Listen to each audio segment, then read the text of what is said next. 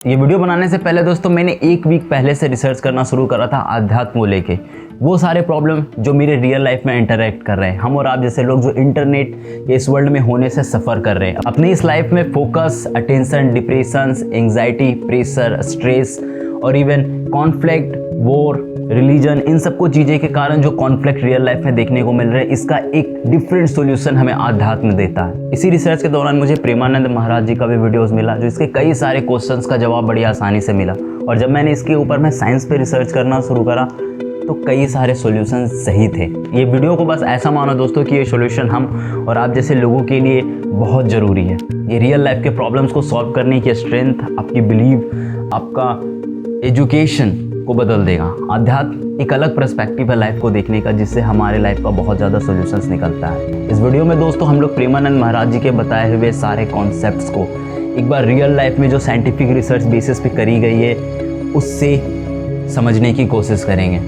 Video शुरू करते हैं। ये शरीर दुर्लभ बात है, दुर्लभ हो मानुषो देहो, लेकिन एक क्षण में नष्ट हो जाने वाला है। इसकी दुर्लभता है संयम नियम से चलकर स्वरूप बोध कर लो या भगवत भजन करके भगवत प्राप्ति कर लो। सब ध्यान मिट जाए, जो बचे उसे ज्ञान का ध्यान कहते हैं, आत्मस्वरूप का। सब ध्यान मिटा दो, मैं आत्मस्वरूप भगवान का दर्शन कर रहा है तो दुनिया के द्वारा किए हुए प्रहार को ऐसे ही समझ रहा है जैसे अपने हाथ से अपने को। जैसा खाओ अन्न वैसा बने मन, जैसा पियो पानी वैसी बने वाणी, जैसा करोगे संग वैसा चढ़ेगा रंग। Wife friend live in relation. आज हंस लो हमारी बात पे कि बाबा जी ऐसी बात करते हैं, ये क्या जाने।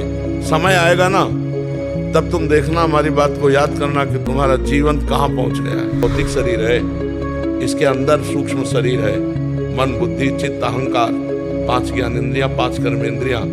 इसके भी अंदर अनंत जन्मों के संस्कारों का बना हुआ कारण शरीर जो स्थूल का निमित्त बना है। इन तीनों को विध्वंस किए बिना अपने चिंतन में, इनका बिल्कुल विध्वंस, इनसे बिल्कुल संबंध खत्म, साक्षी, तो जो बचता है वो है आत्मस्वरूप है। तो बिना भगवान के चिंतन के इस समस्या का समाधान नहीं हो सकता। आप बैठो तब कुछ ध्यान नहीं आना चाहिए, राधा राधा राधा राधा। प्रेमानंद महाराज जी के बारे में थोड़ा बहुत बता दूं तो आप YouTube पे जाके इसे सर्च कर लेना। आज के बहुत सारे कॉन्फ्लिक्ट और मॉडर्न प्रॉब्लम्स को लेके इनके पास एक अध्यात्म का सॉल्यूशन है, और ये चीज़ें हमें और बेहतर बनाती है चीज़ों को समझने में और सॉल्व करने में। यहाँ पे 11 मिलियन से भी ज़्यादा फॉलोअर्स हैं इनके यूट्यूब पे, और बिलीव करोगे इसमें विराट कोहली, बी प्रयागराज, पॉलिटिशियंस, सीएम्स और कई सारे बड़े बड़े लोग इससे मिलने के लिए आ चुके हैं। हालांकि हम अपने पॉइंट पे कंटिन्यू करेंगे कि हम और आप जैसे लोगों की जो रियल लाइफ में प्रॉब्लम है, depression, anxiety, pressure, over thinking, stress, success, failure, love, feeling, sex, desire, illusions, ये कई सारे चीज़ें हमें फंसाती है। इसका एक एक करके ब्रेक डाउन करके प्रेमानंद महाराज जी की तरफ से दिए गए सॉल्यूशंस पे डीप में समझने की कोशिश करते हैं। इस पॉइंट को हम लोग ओवर थिंकिंग से शुरू करते हैं दोस्तों। एक बड़ा ही मेजर प्रॉब्लम है इंटरनेट में इवॉल्व होने के बाद। इसके साथ साथ ही हमारा सेपरेटली इन्वॉल्व हो जाता है फोकस और निगेटिव थिंकिंग। ये तीनों सेमी पैटर्न में आते हैं, और इस चीज़ को अच्छे से समझने के लिए अध्यात्म की तरफ से समझो तो चैंटिंग एक ओवरऑल सॉल्यूशन दिया जाता है, मतलब मेडिटेशन। सिंपली समझा जाए तो मेडिटेशन एक ऐसा प्रोसेस है जिसमें हम लोग किसी एक कॉन्स्टेंट वर्ड को रिपीट करते हैं। इस कॉन्स्टेंट वर्ड को रिपीट करने से बेसिकली हमारे ब्रेन में कॉन्स्टेंट फोकस की ज़रूरत पड़ती है। एक वर्ड को लगातार रिपीट करना, ये ब्रेन अपने आप में काफ़ी ज़्यादा इंटेंस प्रोसेस होता है, जिससे एक्चुअली में हमारे ब्रेन के अंदर में जो मल्टीपल थॉट्स होते हैं उसे छोड़ना पड़ता है। एक पॉइंट पे फोकस करना एक लंबे समय के लिए या फिर एक वर्ड को कॉन्स्टेंटली रिपीट करना, ब्रेन को बहुत ज़्यादा पावर की ज़रूरत पड़ती है। वैसे ये चीज़ें रिसर्च बेस्ड भी प्रूफ है कि जब आप एक लंबे समय तक कांस्टेंट एक पैटर्न को रिपीट करते हो तो आप में न्यूरोप्लास्टिसिटी बनती है। ब्रेन खुद ही अपने आप में एक कांस्टेंट फंक्शंस तैयार करता है पूरी तरीके से, जिससे एक लंबे समय के बाद ये चीज़ें ऑटो मोड में चलनी शुरू होती है, जिसे हम लोग डिफ़ॉल्ट नेटवर्क सिस्टम बोलते हैं। ये चीज़ें एक लंबे समय के बाद हमारे ब्लड प्रेशर, कोलेस्ट्रॉल लेवल और इवन सेंसरी सिस्टम्स सारे प्रीफ्रंटल कॉर्टेक्स के थ्रू ऑपरेट होने शुरू होते हैं। ऐसा मानो कि एक लंबे समय तक रिपीटिंग प्रोसेस के बाद आपका ब्रेन पर्टिकुलर चीज़ में फोकस करते के साथ साथ और भी जो अदर थॉट्स होते हैं उसको छोड़ना शुरू कर देता है, जिससे डिफरेंट चीज़ों पे फोकस हट जाता है। हमारा फोकस का प्रॉब्लम और ओवर थिंकिंग का प्रॉब्लम यहाँ से कम हो सकता है। सिर्फ इतना ही नहीं, बॉडीज़ में पॉजिटिव चेंजेस भी आने शुरू होते हैं। वो जो निगेटिव थॉट्स की मैं बात कर रहा हूँ और डिफरेंट फोकस पॉइंट से और भी अदर इन्फॉर्मेशन अगर ब्रेन में ट्रिगर ही नहीं होगा तो ऑब्वियस सी बात है कि आप मेंटली अनस्टेबल हो गए। ब्रेन की सबसे बड़ी स्ट्रेंथ होती है जो इस मेडिटेशन और आध्यात्म के थ्रू हमें सिखाया जाता है। मुझे वेव फॉर्म्स के भी बारे में पता चला था जो मेडिटेशन के थ्रू जनरेट होती है। ये ब्रेन में रिफॉर्म करने में बड़ा हेल्प करती है। इलेक्ट्रोसेफोग्राम के बारे में आपने सुना हो, उसके थ्रू ये स्टडी करी गई थी। और ये चीज़ें हमें एंग्जाइटी, प्रेशर और डिप्रेशन से जाने से बचाती है। ये बहुत इफ़ेक्टिव है। जब आप मेडिटेशंस करोगे तो आपको इफर देखने को मिलेगा। एक दूसरा सबसे बड़ा क्वेश्चन करा जाता है प्लेजर और पेन को लेके। किसी भी टाइप का मेंटल और फिजिकल पेन डिफेक्ट होने के कारण होती है जो हमें एक्चुअली में फील होता है।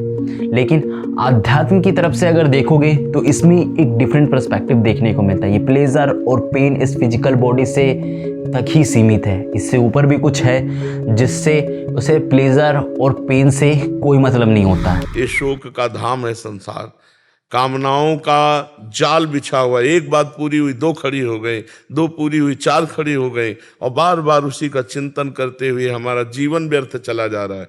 हम आनंद को तो जान ही नहीं पा रहे। आनंद किसे? हम समझ रहे हैं कामनाओं की पूर्ति से आनंद है, और कामनाओं की पूर्ति से तो और चिंता शोक बढ़ता चला जा रहा है। तो आनंद का मार्ग अध्यात्म है। हम नाम जप करते हुए सब काम करें। एक ऐसा पॉइंट जहाँ पे आप कंप्लीट न्यूट्रल होते हो। हालांकि थोड़ा और समझने के बाद पता चला कि ब्रेन ट्रांसमीटर की तरह काम करता है जिसमें डोपामिन, एस्टोरनिन और एंड्रोफिन्स रिलीज होती हैं। हम जब किसी भी गोल, पर्पस या फिर अपने काम को डन करते हैं तो डोपामिन रिलीज होती है। जब साइंस के लैंग्वेज में समझोगे तो ब्रेन इसे एंडोर्फिन एडेप्शंस कहते हैं। इसमें होता क्या है, ब्रेन तुरंत इस कंडीशंस को अचीव कर लेता है जिससे कि किसी भी सक्सेस या फेलियर को अचीव करने से हम तुरंत एक्सट्रीम लेवल पे खुश हो जाते हैं या फिर दुख हो जाते हैं, और थोड़ी देरी के बाद ये कंडीशन नॉर्मल हो जाता है। अक्सर ये चीज़ें हमें डेली लाइफ में देखने को मिलते रहती है। अब जहाँ तक बेसिस पे देखोगे तो साइंटिस्ट और साइकोलॉजिस्ट का भी यही बात कहना कि कोई भी काम को छोटे छोटे टास्क में ब्रेक करके अगर करो तो ये काम पॉसिबल हो पाती है। लेकिन ये शॉर्ट टर्म गेम के लिए सही होता है। एक डीप सेंस ऑफ प्लेजर और हैप्पीनेस हमें एक लॉन्ग टर्म के काम से मिलता है जिसमें कंसिस्टेंसी और फोकस की ज़रूरत होती है। और यही चीज़ अध्यात्म में हमें सिखाई जाती है। एक लॉन्ग टर्म कंसिस्टेंसी और चैंटिंग करने से आप एक डीप सेंस ऑफ प्लेजर में चले जाते हो जो ब्रेन के बिल्कुल हाई स्टेट न्यूरल नेटवर्क्स के साइड में इवॉल्व रहती है। मतलब ब्रेन का वो न्यूरल नेटवर्क्स में एक्टिव हो रहता है जिससे आपको ये छोटे छोटे एक्टिविटीज से बहुत कम फर्क पड़ता है। भौतिक शरीर है,